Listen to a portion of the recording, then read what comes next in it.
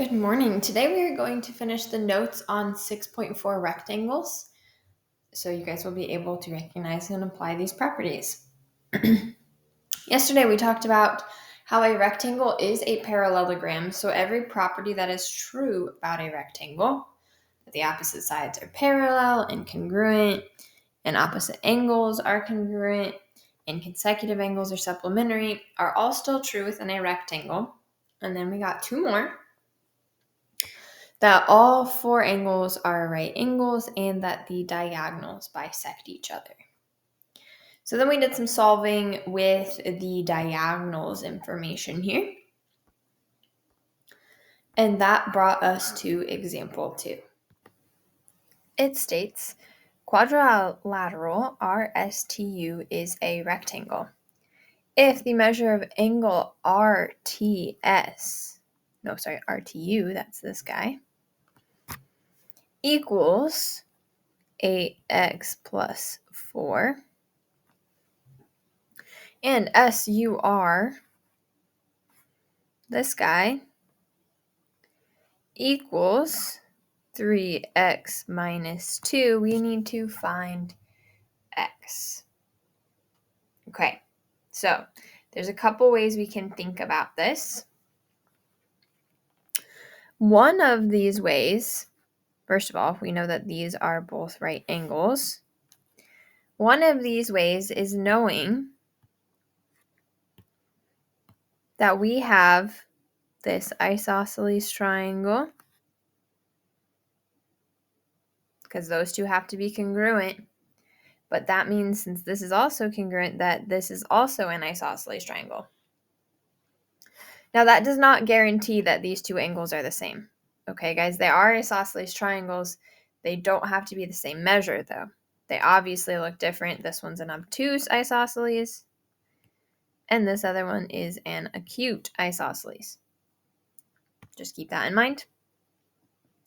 What we do know, though, that the base angles of an isosceles triangle are congruent. So I know that this guy right here is 8x plus 4.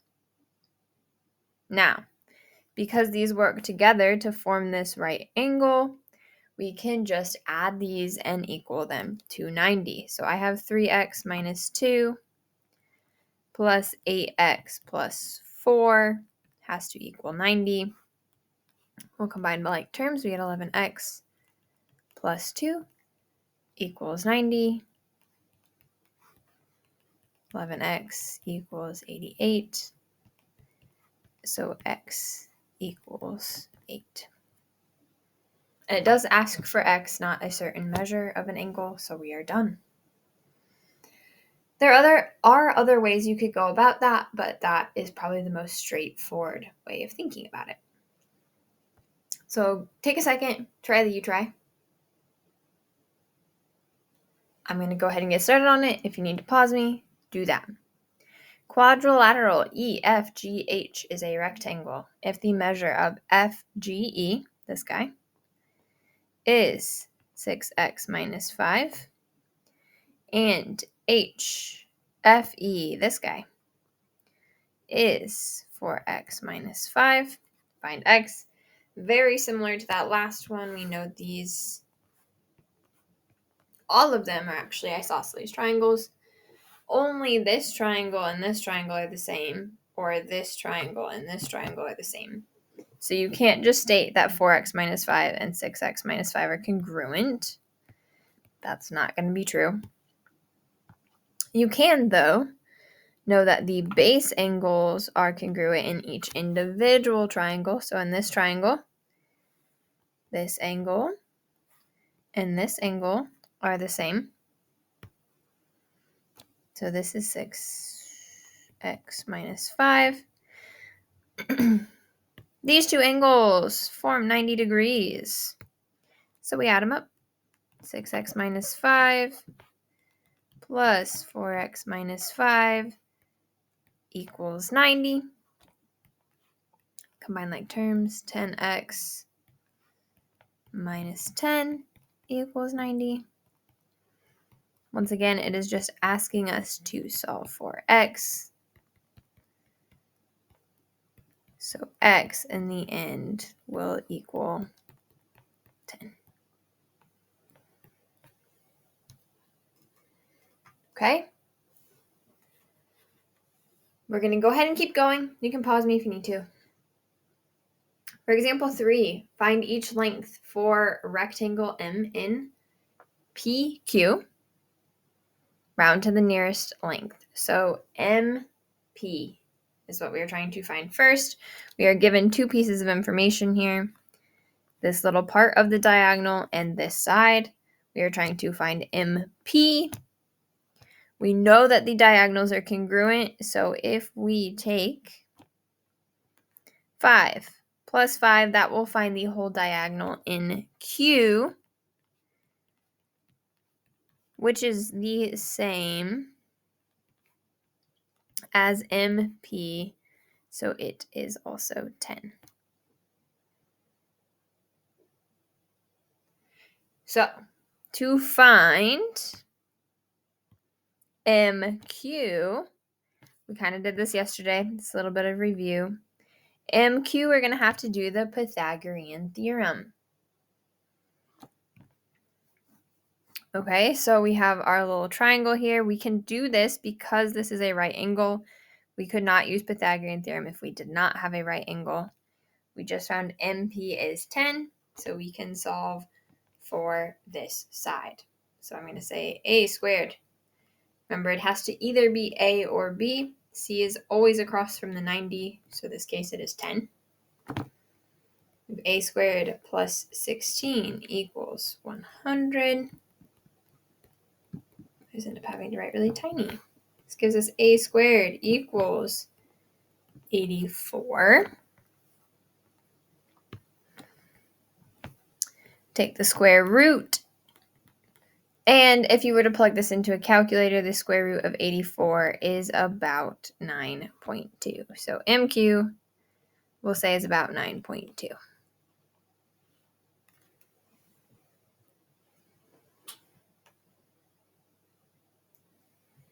All right, we have another example. Find each length and angle measure for rectangle GHJK, round to the nearest tenth.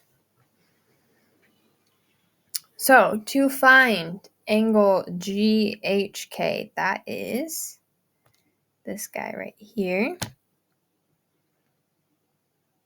We know, once again, that these are isosceles triangles, which means that this angle right here is the same as the one that we are trying to find, GHK.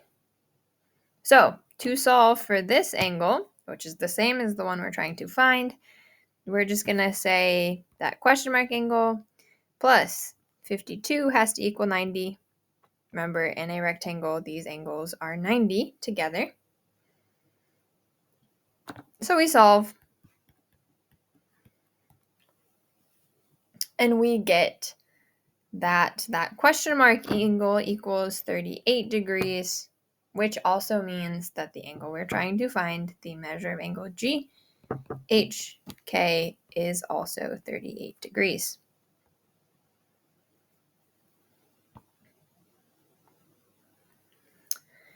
Then we need to solve for HLJ. That is this angle right here. This is a new one. We haven't seen that one before. Gonna erase my other information here. And we are going to pull back from things that we've learned in the past. We know this angle here is 52, and this angle here is also 52. Reminder, it's isosceles triangle here, so we know that is the case. If I say call this angle X, it is actually congruent to the angle we are trying to find because of vertical angles theorem. Okay? So if I solve for that X angle, we will find the measure of angle HLJ. So I'm going to take 52 plus 52 plus X, equal that to 180. And then I'm going to solve.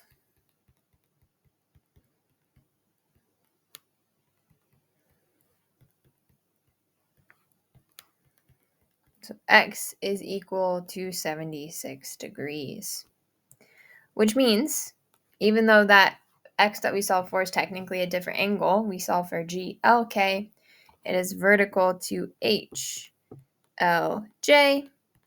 so it's also 76 degrees. Okay, it might be handy to keep things marked so we know what's going on. This is 76 degrees.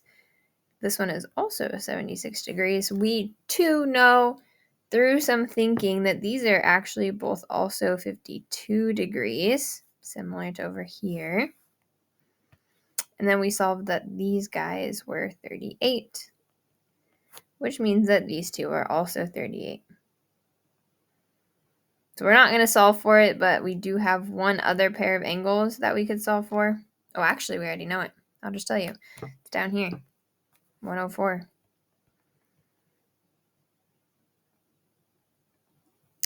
Not that we need to know all of these things, like I said, but that is all of the angles within this rectangle. Now, our last two things, I'm actually going to get rid of all those markings because they are asking for side lengths, so we don't really need to know angles, except for that we know 90s. That's kind of a given. So let me get rid of these. And we'll look at the sides. So it asks us to solve for GJ. That is this whole segment here. GJ. Now, we can actually solve for HK here, but we know that the diagonals are congruent. So as long as I do Pythagorean theorem, since this is a right triangle, and solve for the other diagonal, we get the one that we're asking for. Okay? Now, this is going to be a C. It is across from the 90. So we need to solve accordingly. We have 7 squared plus 10 squared equals C squared. So 49 plus 100 equals C squared. We have to take the square root of 149. So C is approximately 12.2, which means GJ, even though we solved for HK, is also about 12.2.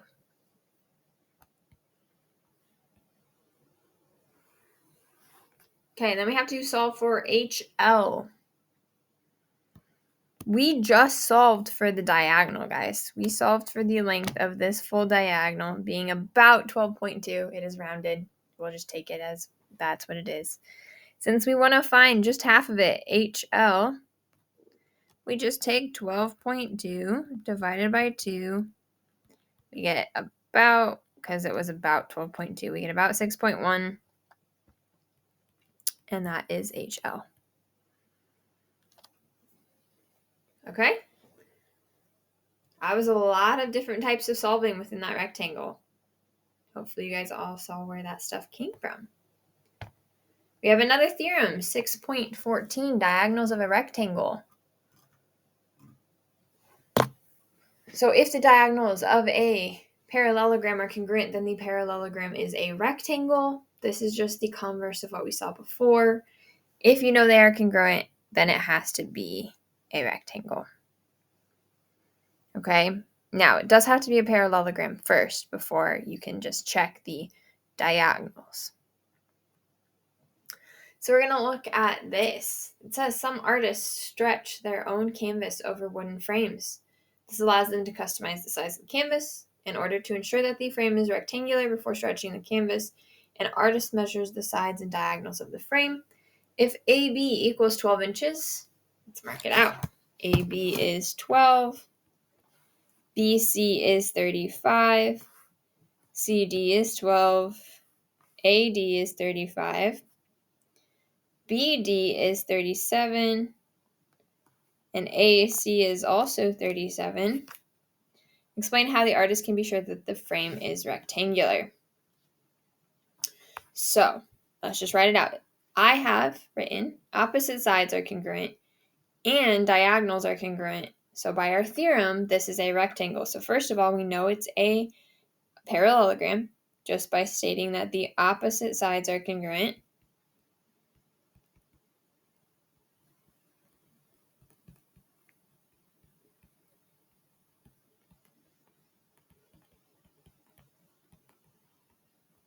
We do have to have parallelogram first. And we know that the diagonals are congruent. So since we have diagonals and parallelogram, we have our theorem, 6.14. This is a rectangle. Okay, you guys can pause me and look at the U try.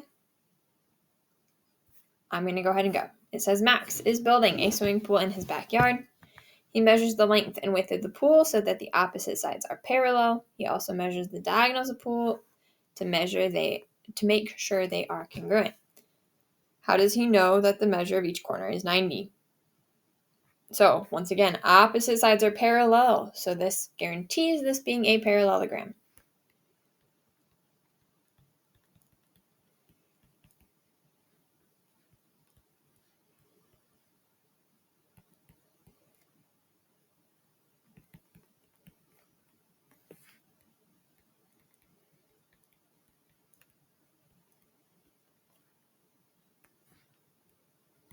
And he measured that the diagonals are congruent. Ooh, that was bad. Once again, so by theorem 6.14, this is a rectangle. Now, it didn't just ask if it was a rectangle or not. It asked how he knows that they are 90 degrees. And by definition of a rectangle, we know that the corners have to be 90 degrees. So we do have one more sentence here. By the definition of a rectangle, the corners must be 90 degrees. Okay, now we're actually going to do some coordinate geometry here to see if shapes are rectangles or not. Okay, so this tells us that we have a quadrilateral. It gives us some points. We have to determine whether this is a rectangle. Okay, so we're going to determine if it's a rectangle using the distance and slope formulas. So first, we need to check the slopes to prove a parallelogram.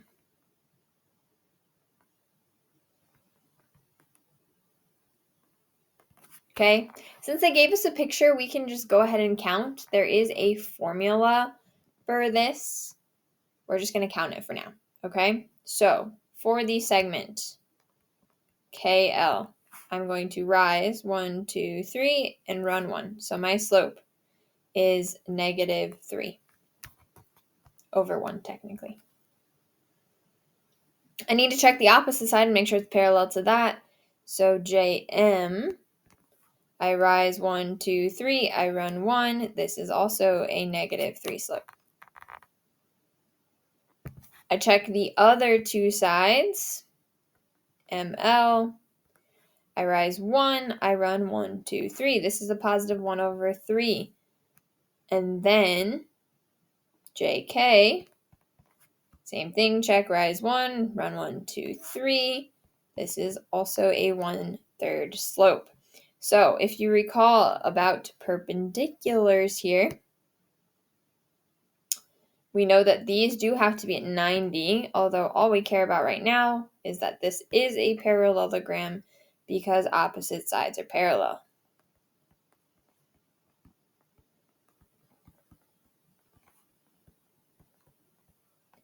If you guys took a second to then look at the perpendiculars like I was talking about, you do know, since they are opposite reciprocals, that these are 90 degrees. This would have to be a rectangle, but it asked us to also use the distance formula. So now that I have proven this is a parallelogram, it might be a rectangle. We kind of already know it is because of the the perpendiculars. But I need to check the distance of the diagonals, and if these are the same, then we know it's a rectangle. So we are going to check diagonals for congruent and see if it's a rectangle. So our diagonal is JL. My distance formula is y2 minus y1 squared plus x2 minus x1 squared. So JL, I'm just going to write out my distance here. You guys can check. You can label this x1, y1, x2, y2. I'm going to go ahead and write it out. So this gives me negative 2 minus 3 squared plus 3 minus a negative 2 squared. I'm just plugging those 2 points into my formula. This gives me negative 5 squared plus, switches to a positive, 5 squared, which is 25 plus 25, or the square root of 50, which is about 7.07. So if the other diagonal matches that, we are good to go. So we have M, K is the other diagonal. X1, Y1, X2, Y2. We're going to go ahead and plug this in. Distance of MK. So we have 4 minus a negative 3 squared plus 1 minus 0 squared. This gives us 7 squared plus 1 squared, which is 49 plus 1, which is the square root of 50, which is about 7.07, which means the diagonals are the same. So because it's a parallelogram and the diagonals JL and MK are congruent, this quadrilateral